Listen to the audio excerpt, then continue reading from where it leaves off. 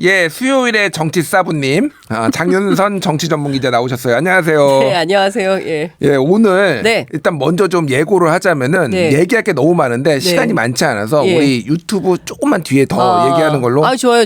괜찮으시죠? 늘 시간이 부족해요. 원고는 그러니까. 많이 써오는데 과연 이걸 다 소화할 수 있을까? 야, 예. 이거 진짜 네. 장윤선 기자가 얼마나 열심히 준비하는지 원고를 보여드리고 싶어 우리 청취자들한테. 네, 정말로 그러니까요. 성실하신 분이다. 예.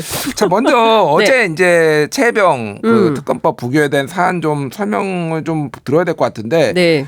294명이 이제 동작에 이수진 의원 안 온 거 네. 빼고 예. 294명이 왔고 찬성 179, 반대 111, 무효 4. 네. 이거 막 갑론을박 누가 이탈했네, 누가 그렇죠. 뭐 안 했네, 뭐 막 네. 어떻게 된 거예요, 이거 그래서? 그런데 사실 그 팽팽하게 찍을 사람 다 찍은 거다. 그러니까 이제 5명의 커밍아웃이 있었던 거 아닙니까? 국민의힘 측에서 소신 투표 예, 5명. 했다라고 주장은 하는데 과연 그런 것인가? 그 김웅 의원은 확실한 것 같아요. 나는 확실히 했으니까 나를 고발해라라고 얘기를 했기 때문에 나머지 4인은 이제 본인은 진짜 찍었다라고 한다면 이게 오히려 이제 야당 쪽에 의심을 해봐야 되는 건데 민주당 쪽 취재하니까 민주당에서 무슨 얘기하냐면 우리를 더 이상 의심하지 마라. 솔직히 말해서 155표는 확실하다. 근데 나머지 범야권 관계자들은 모르겠다라고 얘기를 해요. 여지를 두는데 그러면 뭐 정의당에서 이탈표가 나왔겠습니까? 뭐 정의당 6, 새로운 미래 5, 그리고 개혁신당 넷. 네. 이제 이분들은 이제 뭐 조홍천 의원, 그렇죠. 뭐 이원욱 예. 의원 이런 예, 분들이죠. 그런데 어제 제가 현장에 있었거든요. 예. 일찍 간 사람들이 조금 있었어요. 일찍 갔다라는 게 무슨 얘기예요? 그러니까 투표하자마자 바로 본회의장에 남아 있지 않고 중간에 이탈하는 분들이 있긴 했는데 뭐 불행랑인가요? 모르겠어요. 그거 모르겠는데 하여간 그런 분들이 있었다. 근데 그렇다고 해서 무턱대고 의심할 수는 없고 찍었습니까 안 찍었습니까 이것도 여쭤봤을 때 그러니까 참 이런 게 어려운 거예요. 그 이제 표를 공개하지 내가 누구 찍었다 어떻게 했다 이런 걸 공개하지 않는 이상 모든 게 다 추측의 영역이기 때문에 제가 보기에 분석하는 데 있어서 그것보다는 누가 어떻게 했을까 누구를 의심하기보다는 중요한 포인트는 범야권 대 여권이 확실하게 그리고 특히 여권에서 이탈표가 거의 없었다. 이게 굉장히 중요한 포인트인 것 같고요. 그러니까 추경호 원내대표, 윤재욱 전 원내대표 양자 간에 있었던 표 단속이 확실히 먹혔던 거다. 그리고 일각에서는 어제 오후에 이제 국민의힘 의총이 있었는데 이 자리에서 낙선한 중진 의원이 뭐 세게 얘기를 했고 그게 상당히 뭐 마음을 흔들었다더라. 이제 이런 얘기도 나중에 나오기는 해요. 그리고 국민의힘은 제가 취재하면 어떤 얘기를 많이 하냐면 최상병 관련된 억울한 죽음의 진실을 밝혀야 된다. 이거는 너무 당연하다. 그러나 왜 민주당이 주도하고 그리고 이제 여러 가지 독소 조항들이 있기 때문에 이것은 통과시킬 수 없다. 이렇게 얘기를 하는 거예요. 몇몇 그 언론 보도 뭐 동아일보나 이런 데도 말씀하신 거 그대로 그렇습니다. 중진 의원들 얘기가 나왔더라고요. 네네. 아니 이거는 대통령은 마음에 안 드는데 네. 민주당이 이렇게 하는 거는 그렇죠. 좀 아닌 것 같아. 그러니까 민주당이 주도로 뭘 하는 것에 대해서는 대단히 불편해하는 시각이 있고 그래서 제가 이게 민주당의 문제가 아니라 최상병의 억울한 죽음을 진실을 밝히자는 거 아니냐. 맞다 동의한다. 그런데 또 그 얘기를 하는 이런 상황이어서 계속 똑같은 얘기를 이제 반복해서 하기 때문에 여기에서 조금 더 다른 어떤 여론 지형의 변화 그리고 국민들의 어떤 더 적극적인 목소리 과거에 이제 박근혜 전 대통령 국정농단 탄핵 사태 때처럼 바깥에서 여론이 굉장히 시끄럽다 장애 집회가 세게 가고 있다 이렇다면 모르겠지만 그런 여론이 무르익지 않는다면 국민의힘에서 이탈표가 많이 나오기는 어렵겠구나라는 예감은 좀 들었습니다. 일부 언론 보도에 따르면은 또 이제 공공기관장이 한 90개 정도 있는데 이제 58명이 순차적으로 갈 수도 있다. 뭐 이런 식으로 이제 뭐 여기가 그 의식을 했다 뭐 이런 얘기도 있더라고요. 뭐 알 수는 없는 거잖아요. 그렇죠. 사실 그거는. 네. 그런데 뭐 저는 그 가능성도 있다고 생각해요. 여전히 그거랑 또 하나는 조만간 내가 개편을 또 할 수도 있는데 거기에 안무개가 어느 자리로 가기로 했다더라 이런 소문이 또 돌아요. 입각을 한다. 이제 낙선자들이. 낙선자들 가운데 일부가 이제 특히 다선 이제 중진들 가운데 어디 자리로 갈 거다라는 소문은 돌아요. 근데 정말 그렇게 될지 개각을 언제 할지 이거는 정확하게 모르고 사실은 총리 문제도 한덕수 총리 그만둔다고 했는데 여태 그 자리에서 오늘도 이러다가 역대 최장수 총리 하실 것 같아요. 가능성이 지금. 매우 높다. 아마도 윤석열 대통령과 운명을 같이 하는 총리가 되지 않겠냐라는 있다라는 전망도 있는데요. 여하튼 뭐 개각설도 있고 또 어디 간다 이제 자리를 맡기로 했다더라 뭐 이런 소문은 있지만 그거는 확인된 사실이 아니기 때문에 지금으로서는 함부로 예단하기는 어렵다. 또 이렇게 알겠습니다. 잘못 얘기하면 국민의힘에서 소송 걸어요. 아니, 국민의힘이 예, 정확하게. 모니터링을 열심히 하셔가지고 제가 반론 국민의힘의 입장에 반론을 네, 적극적으로 세게 해주시기 하도록 바랍니다. 하겠습니다. 네. 일단은 뭐 이거는 이제 다 지나간 거고 이제 궁금한 거는 네. 민주당은 어떻게 할 것이냐. 그러면은 이제 22대 국회 개원하자마자 바로 재추진하겠다 뭐 이런 얘기들이 그렇습니다. 나오더라고요. 예. 지금 오늘 방금 전에 MBC 단독 보도에 따르면 22대 국회 개원하면 제일 먼저 최혜병 특검법을 1호 통과 법안으로 해야 된다라는 이제 민주당의 그 내일 개원 의총이 오후 2시에 있거든요. 예. 그래서 아마도 이제 그 내용을 내일 개원 의총에서 결의하지 않겠냐라는 얘기가 단독 보도로 방금 전에 나왔는데요. 뿐만 아니라 어제 그 재의결이 부결된 이후에 조국 혁신당의 황운하 원내대표가 야 7당이 그러니까 여기에는 개혁신당까지 포함이 되는 겁니다. 그러니까 범야권 192석이 총 단결해서 22대 국회 개원하자마자 이것을 제일 첫 번째 1호 법안으로 통과시키자 이런 제안을 하고 있어요. 그래서 아마도 6월 5일 국회의장 선출이 있고 국회법에 따르면 사흘 안에 이제 상임위 배분을 하도록 되어 있습니다. 그러면 6월 7일에 상임위 배분을 하고 나서 이 법을 가장 처음으로 통과시키려고 하지 않을까라는 생각이 좀 드는데 여기에서 중요한 것은 원구성 협상 가운데 뭐 난항을 겪고 또 합의가 안 되고 뭐 이러저러한 얘기들이 많이 있을 거 아니겠습니까? 예. 그럴 때 실제로 우원식 국회의장이 결단력을 발휘해서 국회법대로 땅땅땅 두드릴 것이냐 아니면 뭐 협상해라 합의하지 않으면 통과 안 시키겠다 이런 방식으로 할지 굉장히 중요한 관전 포인트가 그 대목이 아닌가 싶은데 원구성이 그럼 지금 법상으로는 일주일 안에 마치게 돼 있어요. 그렇죠. 사흘 안에. 사흘 안에. 예, 투표하고 사흘 안에 원구성을 하도록 되어 있어요. 제가 그런데 살면서 그거를 거의 본 적이 없는 것 같은데요. 저도 한 번도 본 적은 없습니다. 예. 예. 그런데 과연 전례를 깨고 우원식 의장이 사실은 추미애 의장보다 더 세게 추진할지 아니면 여전히 뭐 여지를 좀 남겨둘지 이건 지켜봐야 되는데 제가 의장실 우회에서 좀 주변을 취재해 봤더니 예. 의지가 상당하다. 예, 의지가 우원식 상당하다? 의장의 의지가 상당하다 이런 얘기는 있습니다. 근데 어떤 속결로 하겠다. 할 거다. 예, 그런데 실제 그러니까 왜냐하면 지난 그 국회의장 선거에서 민주당 당원과 지지자들로부터 굉장히 성토가 많지 않았습니까? 근데 가만히 있는 우원식 의장은 왜 욕을 먹어야 되는지 잘 이해가 안 가는 부분도 있어요, 사실. 뭐 그런 측면이 있긴 합니다만 큰 틀에서 우리들의 의견이 제대로 반영되지 않은 민주당 현역들에 대한 어떤 비토 뭐 이런 게 민주당 당원과 지지자들 사이에 있었던 건데요. 그러니까 추미애 의장 못지않게 세게 해야 된다라는 요구가 많아서 거기에 부응하는 방식으로 역할을 하지 않을까라는 기대가 있는데 그건 뭐 지켜봐야 될 것 같습니다. 뭐 일단 그리고 얼마 안 남았으니까요. 이번에 이제 특검법이 이제 폐기가 되면서 지지자들이나 이제 전체적으로 조금 의원들도 좀 많이 좀 격앙된 것 같아요. 그렇습니다. 지금 상황이. 어제 제가 현장에서 재의결이 부결되고 나서 제가 또 다른 방송에 있어서 이동하려고 딱 바깥에 나왔는데 벌써 시민들이 이제 쫙 서가지고 국민의힘 해체하라 이런 요구를 세게 하고 있었습니다. 그러니까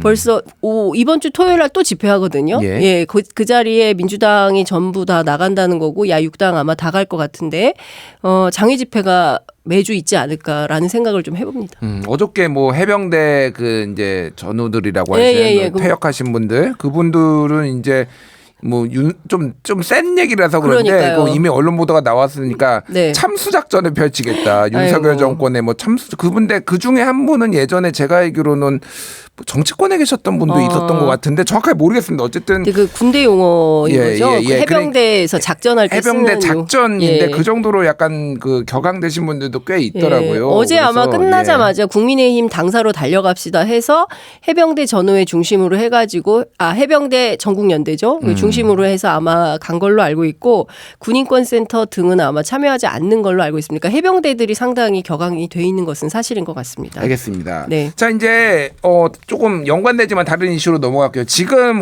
어제 오늘 제일 뜨거운 거는 윤석열 대통령이 직접 이종섭 국방부 장관에게 작년 8월 2일 날 네. 그러니까 우즈베키스탄 출장 중이었고 이종섭 장관이 그리고 네. 그날 이제 경북 경찰청으로 이첩됐던 그 이제 수사 기록이 다시 이제 회수가 되는 과정이 있었고 네. 그리고 박정훈 대령이 보직 해임된 날 이날 세 통의 전화를 했다. 이게 지금 군사법원으로부터 지금 공개가 돼가지고 좀 맞습니다. 보도가 됐잖아요. 예, 예. 이게 지금 일파만파예요. 그렇습니다. 그러니까 오늘 아침 조간 보도를 보면 한겨레 경향신문만 일면 머리에 쓰고 동아일보는 사회면에 쓰고 조선일보, 중앙일보는 쓰지 않았어요. 예. 한국일보도 그렇고. 그런데 아마 내일자 신문에는 이거 안 실을 수 없는 상황으로 문제가 커지고 있는 상황이고 MBC도 세게 보도했는데 KBS는 쓰지 않고 이제 이런 상황입니다. 언론에 따라 조금씩 다르긴 합니다만 예. 그래도 이 사실은 굉장히 일파만파 커지고 있는 상황이다. 뭐 내용을 오늘 뭐 대충 다 들으셨으니까 말씀해 주신 대로 8월 2일입니다. 8월 2일 낮 12시 07분 44초에 4분 4초. 예. 그리고 43분 16초에 13분 43초. 그리고 57분 36초에 52초. 이렇게 세 차례 윤석열 대통령이 이종섭 전 장관에게 본인이 검찰총장 때 쓰던 휴대전화로 직접 전화를 한 거예요. 근데 많은 분들이 아니 대통령은 기본적으로 비화폰을 갖고 있고 비밀이 보장된 핸드폰이 있는데 비화폰이 뭔가요? 그러니까 비밀이 보장되는 핸드폰. 비밀 대화. 그렇죠. 비화. 예. 폰, 핸드폰. 뭐 이렇게 군대용으로 쓰더라고요. 예, 예. 그래서 이게 비밀폰이 있는데도 불구하고 왜 개인 휴대전화를 활용했을까? 저도 그 통화 기록, 그러니까 KT SK, LG 예. 거는 아직 안 왔다고 해요. 그러니까 그 앞서 말씀해 주신 대로 그 새 통신사의 요구에서 통신사실 확인 자료 요청을 했는데 그게 온 거거든요. 그래서 예. 저도 그 명단을 가지고 확인을 했더니 제 휴대전화에 있는 검사 윤석열 전화번호하고 일치하더라고요. 예, 가지고 계세요? 제가 갖고 있는 윤석열 대통령의 그 검찰총장 시절에 쓰던 휴대전화 예, 번호와 여기 그 군사법원에서 제출받은 그 사실조회 확인서에 나와 있는 휴대전화하고 일치하고 이건 저만 확인한 게 아니라 많은 기자들이 다 확인하고 있어요. 아니 그러니까 이게 맞다 이거는 이게 앞서서 예전에 권성동 원내대표한테 체리 따봉 보낸 거 그것도 이제 같은 폰이잖아요. 맞아요. 그 폰이에요. 그래서 일부에서는 이거 뭐 체리 폰이냐 따봉 폰이냐 뭐 이렇게 약칭으로 뭐 부르는 분들도 있더라고요. 어쨌든 윤석열 대통령 그러면 왜 그렇죠. 이거를 전화를 했죠? 확인을 해봐야 됩니다. 그런데 일각에서는 정치권에서는 이런 얘기를 해요. 그러면 정말 윤석열 대통령이 전화를 건 거냐? 아니면 윤석열 대통령 전화로 딴 사람이 전화를 한 거냐?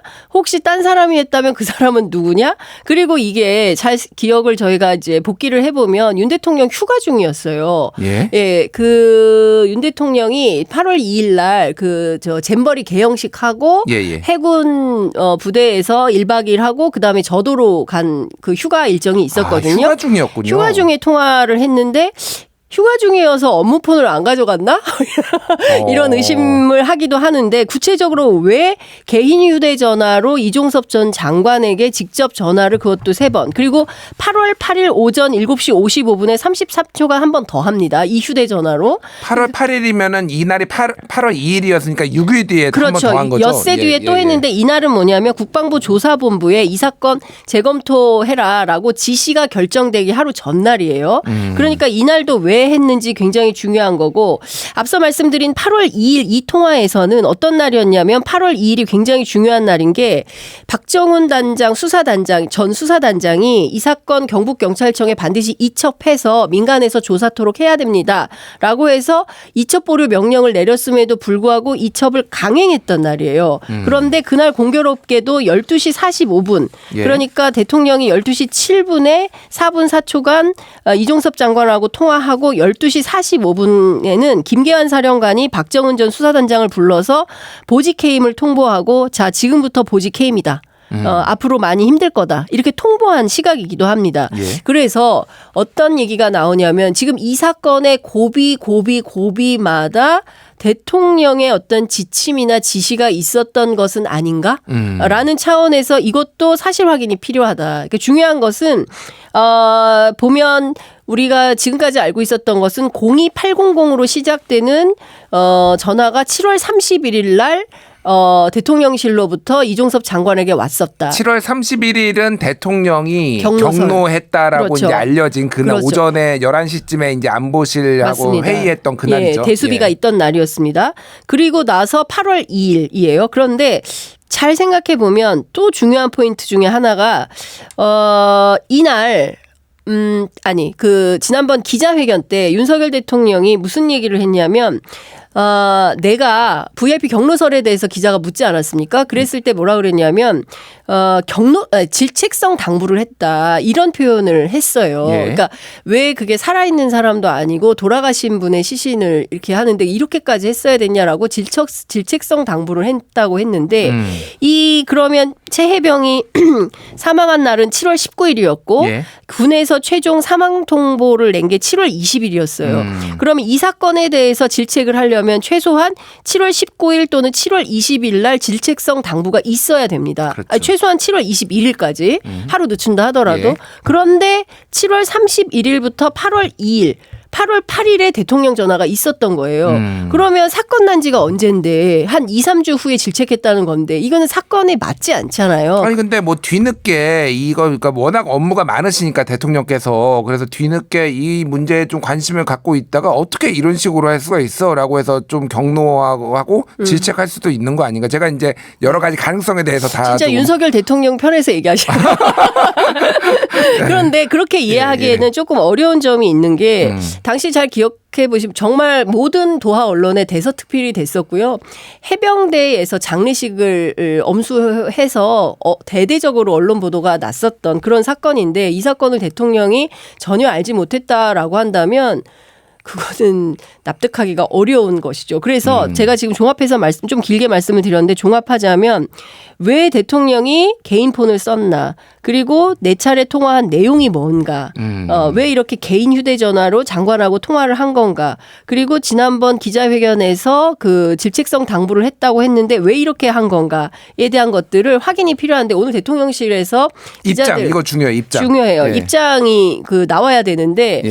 오늘 브리핑 담당했던 대통령실 고위 관계자는 본인의 담당 업무가 아니어서 자세한 내용을 설명할 수가 없다 이런 얘기를 했다는 거예요. 아직 지켜보자. 공식 입장은 나온 게 아니거든요. 안 나왔어요. 그런데 다만 오늘 여러 언론에서 무슨 얘기가 나왔냐면 제가 앞서 말씀드린 대로 지난 기자회견에서 그 대통령이 설명한 것에서 크게 벗어나지 않는 범주에서의 해명이 있었습니다. 다만 대통령과 장관 사이에 무슨 대화가 있었는지 우린 모른다라는 설명을 합니다. 그런데 그 질책성 당부가 있었던 것으로 그런 수준에서 대화가 있지 않았었겠냐라고 기자들에게 설명은 해주고 있습니다. 어제 이제 언론 보도에 따르면 어쨌든 대통령하고 장관하고 국무위원하고 전화 통화하는 게 왜 이상하냐, 네. 뭐 당연한 예. 거다, 뭐 이런 예. 얘기가 있었습니다. 이게 워낙 복잡하고 맞아요. 그래서 조금 뭐 설명을 좀 해야 될 것 같아요. 그래서 네. 진짜 바쁘신데 네. 이분 분당 단가가 한 예. 10만 원씩 하는데 제가 돈도 안 드리고 그냥 남겼습니다. 예. 예. 자, 그러니까 이런 작년에 이제 우리 청취자분들, 시청자분들이 이제 헷갈리실 수 있으니까 제가 간단히 정리를 하고 좀 추가 질문 드릴게요. 그러니까 7월 19일 날 이제 최일병이 이제 그 나중에 사망한 다음에 최상병이 됐죠. 최승원 일병이 사망을 했고 박정훈 수사단장이 이제 대령이 수사를 했고 그래서 이제 타임라인을 보면은 그때 이제 제일 중요한 게 그 7월 30일, 30일에 8월 1일, 8월 2일 뭐 요때인 것 같잖아요. 그러니까 그래서 7월 그러니까 30일 날 김계환 사령관한테 박정훈 대령이 보고를 하고 맞아요. 그리고 이종섭 장관한테도 김계환 사령관하고 같이 가서 보고를 했습니다. 네. 그래서 임성근 사단장을 포함해서 8명을 다 과실치사 혐의를 적용을 하겠다라고 했고 그 장관은 결재를 꽝꽝꽝 했죠. 고생했어라고 이제 한 거죠. 그런데 다음 날 이제 7월 31일 날 대통령께서 경로했다라는 얘기가 이제 나오고 그런 다음에 여기에서 02800으로 되는 전화가 용산 전화죠. 그러니까 이게 어느 부처인지는 아직 공식적으로 확인이 안 됐지만은 용산 전화가 이제 국방부 장관한테 전화가 오고 그런 다음에 이제 두 가지가 있었는데 하나는 임성근 사단장을 여기에서 빼라. 저 혐의를 적용하는 대상에서 빼라라는 게 하나 있었고 하나는 이거를 경찰한테 넘기지 마라. 그래서 그날 이제 얘기가 있었던 게 박정훈 수사단장하고 유재은 국방부 법무관리관이 5차례 이제 통화를 오후에 했다라는 것도 이제 얘기가 있었고 그때 이제 이걸 외압으로 느끼시냐? 저는 외압으로 느낍니다. 뭐 이런 통화도 뭐 있었던 것도 있었고 8월 1일 날은 이제 뭐 큰 문제는 없었지만은 이제 김계환 사령관이 신범철 뭐 국방부 차관의 문자를 보여주면서 네. 이거 경로하셨다더라 뭐 이런 거를 얘기를 했는데 지금은 그거를 부인하고 있는 맞아요. 상황이고 네. 그리고 가장 문제가 된 8월 2일이 이제 넘어가는 날인데 경찰로 넘어가는 날인데 이날 오전부터 네. 엄청나게 많은 전화가 그렇습니다. 그게 아까 전에 얘기했던 대통령이 3번 전화한 국방부 장관한테 네. 우즈베키스탄에 있는 국방부 장관한테 3번 전화한 것도 이 8월 2일이었고 예. 그리고 그날 이제 있었던 걸 제가 좀 간단히 설명드리면은 12시 50분에 임종득 국가안보실 2차장이 김계환 해병대 사령관한테 통화를 하고 네. 오후 1시에 김계환 사령관이 임성근 사단장한테 통화를 하고 1시 3분에 김계환 사령관이 유재훈 법무관리관한테 또 통화를 하고 네. 1시 50분에 유재훈 법무관리관이 경북경찰청 수사부장하고 또 통화를 하고 뭐 이런 게 이제 하루 종일 엄청나게, 있고 맞아요. 이시원 공직기강 비서관도 유재훈 법무관리관한테 전화를 했는데 유재훈 법무관리관은 나는 모르는 전화는 안 받으니까 네, 안 받았다가 나중에 뒤늦게 통화가 돼서 되고. 이것 또한 뭐 예, 네댓 번 맞습니다. 통화를 하고 예. 결국 밤에 예. 7시 반쯤에 회수를 했고 수사 기록은 국방부 검찰단이 수사 기록을 회수를 했고 예. 그리고 앞서 말씀드렸듯이 이날 이제 박정훈 대령은 보직 해임이 돼서 맞아요. 이제 항명죄가 적용이 돼서 예. 지금 재판을 처음에는 받고 집단 있고 항명 수괴였죠. 수괴. 예. 예. 예. 그랬다가 항명죄로 바뀐 거죠. 그렇죠. 예. 뭐 요 과정이에요. 네. 그래서 지금 얘기가 또 언론 보도에 나오는 걸 보면은 네. 그럼 임성근 사단장은 7월 30일까지 31일 오전까지는 이분은 거의 이제 보직 해임이 돼가지고 그렇죠. 거의 징계를 받는 게 해병대의 거의 공식 입장이었다라고 보면 국방부의 공식 입장인데 예. 사흘 만에 징계를 받는 거는 박정훈 대령이 돼버리고 그렇죠. 이분은 이제 거기에서 제외가 됐는데 예. 심지어는 직무배제 파견 명령이 났는데 예. 하루 휴가를 주고 예. 정상 출근하게 이게 바뀌었다라는 게 지금 언론 보도로 알려졌어요. 맞아요. 이게 예. 무슨 얘기인가요, 그러니까? 그러니까 이게 굉장히 미스테리한 사건이고 그 소위 얘기하는 저도의 비밀. 김종대 전 의원이 이게 저도의 비밀. 예. 고도 저도가 아니라 예, 저도의 휴가지, 저도의 추억. 예, 저도의 추억에 비밀. 그 예. 박근혜 전 대통령이 첫 휴가지로 갔던 바로 그 저도. 거기가 원래는 해군이 이제 그 관리하는 지역인데 해병대가 실제로 거기를 뭐 그 관리를 했었다. 대통령 휴가 왔을 때 뭐 이런 얘기도 있는데 실제로 그게 그런 일이 있었는지는 확인이 좀 더 필요하고 김종대 전 의원은 특검을 가야 내가 관련된 사실을 정확하게 밝히겠다. 이제 이렇게 얘기를 하고 있는데 주변에서 흘러나오는 의혹만 좀 정리를 해보자면 말씀하신 대로 임성근 사단장은 이제 사실상 그 과실치사 혐의로 입건이 돼서 예. 이제 그 관저대기를 하고 있었던 중이었던 거예요. 그러니까 짐을 싸고 있었다라는 얘기를 제가 들었습니다. 그런데 실제로 관저대기 중에 갑자기 그 말씀하신 대로 직무배제 파견 명령이 있다가 휴가로 바꾸고 근데 이 휴가로 바꾸라는 명령을 이종섭 장관에 의해서 제기가 됐다는 거잖아요. 예, 김계환 예. 사령관한테. 그러면 왜 갑자기 이렇게 바꿨냐. 그러니까 이제 그 두 가지를 얘기를 하는데 하나는 로비 경로설이에요. 그러니까 처음에 그냥 그 단순 경로냐 로비 경로냐. 그러니까 단순 경로의 배경이 되는 것은 아니 이런 일로 지휘관을 그 자꾸 입건하고 이러면 어떤 사람이 지휘관을 할 수 있겠냐. 이렇게 하면 안 된다라고 해서 뭐 이른바 이제 정종범 메모로 나오는 뭐 누구누구 사람에 대해서 뭐 그 엮으면 안 돼. 뭐 이런 등등의 얘기가 있었다는 거잖아요. 정종범 해병대 부사령관. 그렇죠. 부사령관. 예, 예. 네, 메모에. 근데 하여튼 그거는 별건으로 한다 하더라도 중요한 포인트는 이 관저대기를 하던 사람을 해병대에서 관저대기를 하다가 뭡니까 저기 그 휴가로 바꾸라고 한 핵심 내용은 김계환 사령관이 이종섭 장관으로부터 명을 받아가지고 했다는 건데 누가 예. 그러면 이런 지시를 내린 거냐. 그러니까 첫 번째 단순 경로가 아니라 로비 가능성이 있는 거 아니냐. 로비 경로설. 그러니까 로비라고 하는 거는 임성근 사단장을 사단장을 구하기 위한 그렇죠. 로비죠. 구명 로비라고 그러니까 해야 구명 되겠죠. 로비. 예, 예. 임성근 사단장에 대한 구명 로비가 있었는데 이 구명 로비의 주체가 누구냐. 이런 얘기를 하는 것이고 실제 있었냐. 뭐 예. 이런 것. 그리고 그래서 실제로 그 휴가 중에 임성근 사단장이 저도를 갔다는 얘기가 있고 아니다 안 갔다라는 얘기가 양측이 병립한다는 게 김종대 전 의원의 설명이에요. 그래서 이게 실제로 이런 사실이 있었는지 없었는지에 대한 것도 사실 확인이 필요한 필요한 단계가 된 겁니다.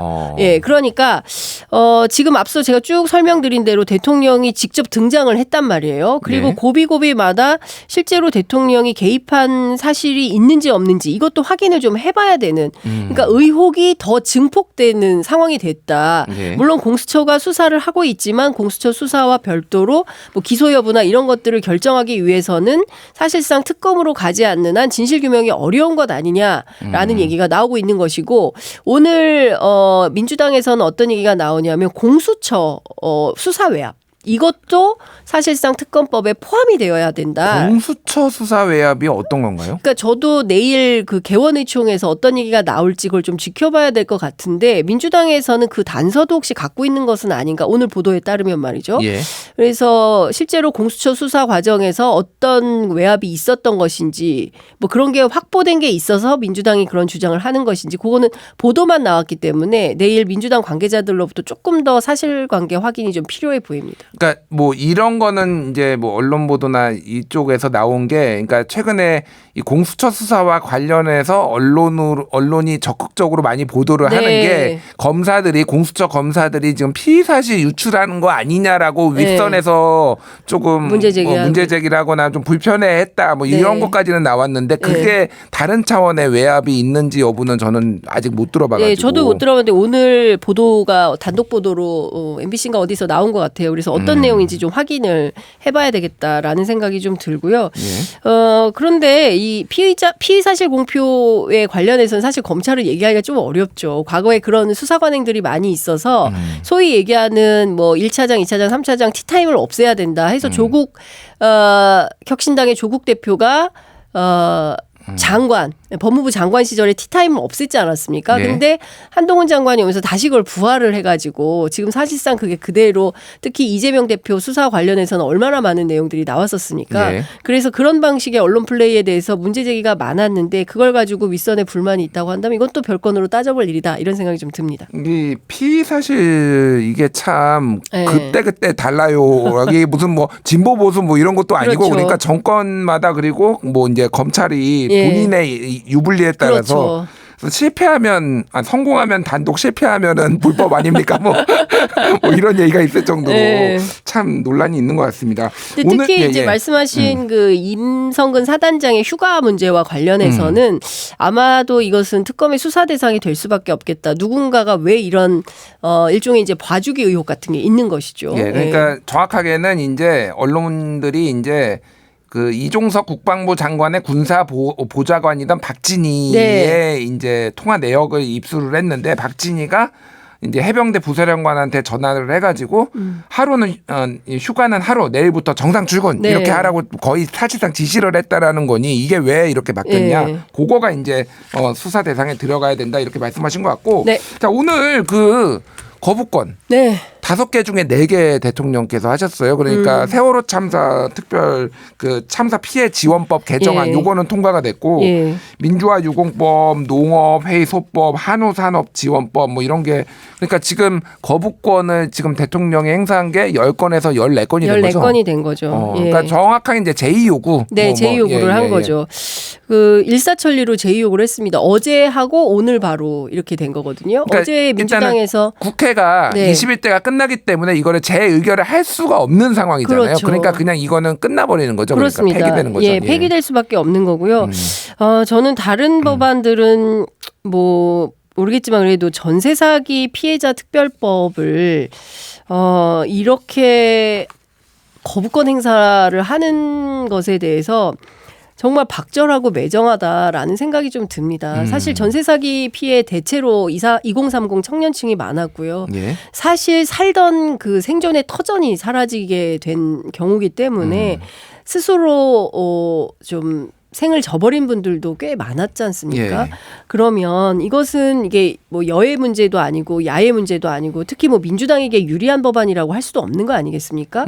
그 어떤 것보다 최대의 민생 현안이고 정말 그 전세 사기 피해자들의 울부짖음이 지난 총선 과정에서도 굉장히 많이 있었습니다. 예, 그렇다면 대통령이 국민의 대통령이잖아요. 그러면 국민 편에서 전세 사기 이 피해자들에 대해서 선지원하고 후 구상권을 청구하자는 건데 이게 뭐 막대한 예산이 들어간다고 해서 절대 안 된다라고 한다면 좀 다른 방안으로라도 대책을 마련할 수 있었어야 됐던 거 아닌가. 어떻게 이 법안마저도 거부권을 행사하는지 저로서는 정말 좀 동의하기가 어렵다라는 생각이 좀 들었습니다. 그러니까 요거는 좀 정확하게 여야 양쪽의 입장을 들어봐야 될 것 같은데 그러니까 지금 야당 쪽에서 주장하는 거는 선구제 후 구상권 청구 그렇습니다. 뭐 이쪽이고 정부 여당에서는 이렇게 될 경우에는 다른 법안들과 다른 피해자들과의 형평성이 맞지 않는다. 그러니까 이게 이 전세 사기가 문제가 되면은 이거를 경매를 붙여서 그 공공기관이 매입을 한 다음에 이거를 그 지금 살고 있는 거의 그 가격에 똑같이 전세를 살 수 있게 이렇게 하겠다 뭐 이런 거잖아요. 근데 지금. 그건 무슨 얘기냐면 더 빚을 내라는 얘기거든요. 피해자들한테. 왜냐하면 그 집을 구매하거나 하려면 지금 전세 사기로 살던 집이 없어졌는데 더 빚을 내서 그 집을 매매하거나 전세를 들어가거나 이렇게 하게 한다는 거잖아요. 그러니까 있는 빚에다 빚을 더 얹어서 해결을 하라는 방식인 건데 이거 피해자들에게 빚이 더 부담되는 방식인 거죠. 사실 이것은 피해자들에게 지원 대책이라고 하기는 어렵고 빚을 더 낼 수 있도록 그렇게 해주겠다라는 건데 그걸 동의하기는 좀 어렵지 않겠습니까? 알겠습니다. 뭐 이제 입장 차가 있다라는 것까지 설명을 드렸고 근데 제가 진짜 궁금한 거는 농업 회의 소법 이거는 왜 합의를 못 보죠? 이게 저는 한우산업지원법도 그렇고 농업회의소법도 그렇고 저도 상세히 살펴보지는 못했습니다. 이 법안의 내용이 구체적으로 어떤 것인지는. 그런데 저는 이 두 법안에 대해서는 서로 양자가 합의할 수도 있지 않았을까라는 생각이 좀 드는데 이런 법들까지 왜 민생법안이라고 알려져 있는데 이거를 굳이 통과시키지 않을 이유는 무엇이었을까라는 생각이 좀 들긴 합니다. 그러니까 농업회의소법은 내용이 뭐냐면은 여기 농업인의 의사를 대표하는 농업회의소라는 기구를 설립하고 이 단체가 농어촌 정책 관련 정책에 과정에 참여하는 것을 골자로 하고 있다라는 거예요. 물론 우리가 이제 디테일을 봐야 되는데 그렇죠. 이걸 여야가 합의를 못할 정도인가? 그러니까 이거는 저는 그 생각은 드는 거예요. 대통령이 거부권을 너무 많이 행사한다고 지금 굉장히 여론에 좀 수세에 있잖아요. 그렇죠. 그럼 이런 거는 합의를 해가지고 대통령의 거부권을 조금 이렇게 많이 행사하는 거를 좀 덜하게 여당이 만들어줘야 돼. 진짜 여당이 파트너라면은 정부 여당이 좀 이런 생각이 좀 되게 아쉽더라. 아니 근데 이런 생각은 좀 들어요. 그러니까 21대 국회는 역대 어느 국회보다 대화와 타협이 없는 국회였다. 그러니까 오로지 같은 편만 의식하고 신경 쓰고 내 표만 받아서 국회의원 당선되면 되는 이런 방식의 국회 운영이 아니었냐. 그러니까 갈등이 아주 정쟁이 최고조로 이르렀던 그런 국회가 바로 21대 국회였다고 평가를 할 수밖에 없고요. 결국 이런 한우산업지원법이나 농업회의소법 이런 거 같은 경우도 이런 내용도 합의를 못하면 뭘 합의를 할 수 있겠나라는 생각이 좀 듭니다. 그러니까 강대강 대치 국면은 계속된다. 이렇게밖에 볼 수 없을 것 같습니다. 그러니까 여야가 이거는 조금 둘 다 문제가 있다. 좀 책임감을 갖고 하면 좋겠다 이런 말씀드리고 좀 더 취재해 보겠습니다. 전세 사기 같은 경우에는 저희 뉴스 공감에서 이제 조만간 금요일에 한번 저희가 이거를 좀 피해자분들이나 아니면 관련된 분들을 모시고 자세히 다뤄보려고 합니다. 자, 이제 거의 다 얘기가 된 것 같은데 이제 마지막으로 이제 22대 국회 이제 앞으로 어떻게 될지 좀 전망 좀 해주시죠. 22대 국회는 아마 더 센 국회가 오고 있다. 더 센 국회. 그러니까 이를테면 그 윤석열 대통령이 이른바 이제 그 야권에서는 행정부 독재라는 표현을 쓰고 있지 않습니까? 뭐 검찰 독재 이런 표현도 쓰고 있는데요. 그런 상황이기 때문에 윤석열 정부를 견제해야 된다는 국민의 민의를 담아서 지금까지와는 다른 형태의 국회의 모습이 펼쳐지지 않겠나. 어제 제가 최혜병 특검법 재의결 현장에 가 있었는데 어쨌든 뭐 플랜카드 걸고 피켓 시위하고 범야권이 함께 물론 그 자리에 개혁신당은 자리하지 않았습니다만 야권의 모든 그 정당의 의원들이 나와서 피켓 시위하고 뭐 그랬던 모습을 제가 지켜보면서 그리고 이제 즉각적으로 처리하겠다라는 입장이 굉장히 강했고요. 앞서 말씀드린 대로 우원식 의장 후보도 상당히 의지가 강하더라라고 보면 지금까지와는 뭐 상당히 뭐 180석이나 쥐고도 뭐 했냐라고 비판을 받는 무기력한 민주당 야권 이런 모습은 아닐 걸로 보입니다. 아마도 상당히 강대강 대치 국면은 상당히 세질 거다 이런 전망을 해볼 수 있을 것 같습니다. 이제 뭐 여당 패널이라든지 뭐 보수 진영에서는 민주당이 21대 국회인가 2020년 전반기 때 상임위 다 가져가가지고 그래서 지금 역풍 불어가지고 다 망하지 않았느냐, 뭐 이렇게 문제가 되지 않았느냐, 이번에도 그렇게 될 것이다 이렇게 말씀하시는 분들도 있던데 좀 어떻게 보십니까?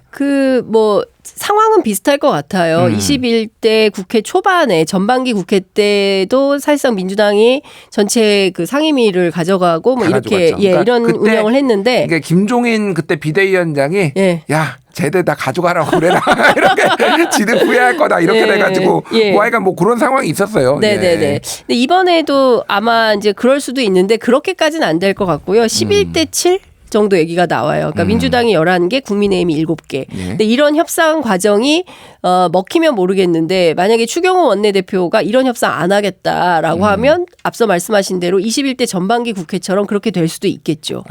그런데 중요한 포인트는 법사위가 뭐 개의하지 않겠다라는 입장일 수도 있어요. 그러니까 국민의힘이 뭐 협상이 안 됩니다. 뭐 이렇게 안 하겠습니다. 뭐 비토놓고 한다고 해서 사정 봐주고 얘기 다 들어주고 중립적 상황에서 양쪽이 합의하지 않으면 본회의 열지 않겠습니다라고 했던 과거 김진표 의장 시절과 같은 방식으로 국회 운영은 하지 않겠다. 국회법대로 하겠다라는 게 우원식 법대로? 우원식 의장실 주변의 얘기이기 때문에 뭐 그냥 끌려다니는 국회 뭐 이렇게는 안 할 것 같다라는 그 뉘앙스는 좀 듭니다. 알겠습니다. 뭐 오늘 여기까지 시간이 많이 길어졌네요. 오늘 분당 10만 원인데 저희가 너무 많이 모셨습니다. 아닙니다. 뭐 더 있어요. 이것도 하시죠. 뭐 긴급 재난 문자 안 해도 돼요? 요거 하나 그럼 짧게 할게요. 북한이 오물을 담은 오물이라고 하는데 진짜 변이 들었다는 얘기도 있는데 대남 전남 풍선 150개를 남쪽으로 내려보냈고 그래서 오늘 일산 사시는 분들 뭐 이쪽에 경기 북부 사시는 분들 다 난리 났었어요. 아니요. 뭐 저 남쪽에 경북 뭐 충남 뭐 이런 쪽에도 풍선이 도착했다더라 이런 얘기들이 있더라고요. 그러니까 근데 저는 이런 겁니다. 물론 북한이 예고는 했었어요. 이게 보낼 것이다라고 예고는 했는데 뭐 다양하게 외교안보적으로도 살펴봐야 되겠지만 21세기에 이런 방식으로 변을 보내다니 이 세상에 이런 변고가 있나라는 생각이 좀 드는데 저는 북한이요. 그러니까 그 얼마 전에 아니죠. 1월달에 김정은 국방위원장이 얘기한 대로 적대적 두 국가론 이렇게 말하지 않았습니까? 뭐 그런 얘기를 존중한다 하더라도 그 두 국가로 가려면 상대국에 대한 예의나 외교에서의 최소한의 태도를 좀 견제해야 되는 기본 매너 같은 게 있잖아요. 근데 그런 걸 완전히 무시하고 이렇게 정말 촌스럽게 두엄을 풍선에 실어가지고 내려보낸다. 이래가지고 두 나라 사이의 외교가 되겠습니까? 그러니까요. 이거는 그냥 전쟁하자는 거지 외교하자는 얘기는 아니기 때문에 사실 북한에서 이런 태도로 하는 것은 매우 한심하고 부적절하고 촌스럽다. 그러니까 오히려 이런 게 북한에 대해서 좋은 생각을 갖기가 굉장히 어렵게 만든다. 그러니까요. 다시 한번 검토해 보시라 이런 당부 말씀 좀 드리고 싶네요. 북한 김정은 위원장한테 지금 말씀하신 거고 일각에서는 그래서 보수 진영이나 우리도 10배 똥을 보내야 된다. 뭐 이런 이게 오목을 해야 된다. 국제사회가 남북한을 어떻게 생각하겠습니까? 그리고 우리는 OECD 국가인데 OECD 11대 국가인데 세상에 그걸 10배, 20배, 100배로 갚아서 더 많은 풍선을 보내자. 이건 올바른 대응은 아닌 것 같고요. 휴전선 일대가 오물로 다 덮일 수가 있습니다. 진짜 한심합니다. 아니 우리 군이 이런 얘기 했더라고요. 북한의 행위는 국제법을 명백히 위반했고 국민 안전을 심각하게 위협하는 행위다. 이런 저급한 행위를 중단하라고 얘기했는데요. 저는 이 우리 군의 입장이 분명하고 맞다. 이렇게 생각합니다. 우리도 이런 거는 또 똑같이 하면 안 된다. 대의 고울로 좀 창피합니다. 위고 하이 이렇게 갔으면 좋겠습니다. 품격에 맞게 이렇게 했으면 좋겠습니다. 알겠습니다. 장윤성 기자님 수고하셨습니다. 네, 감사합니다.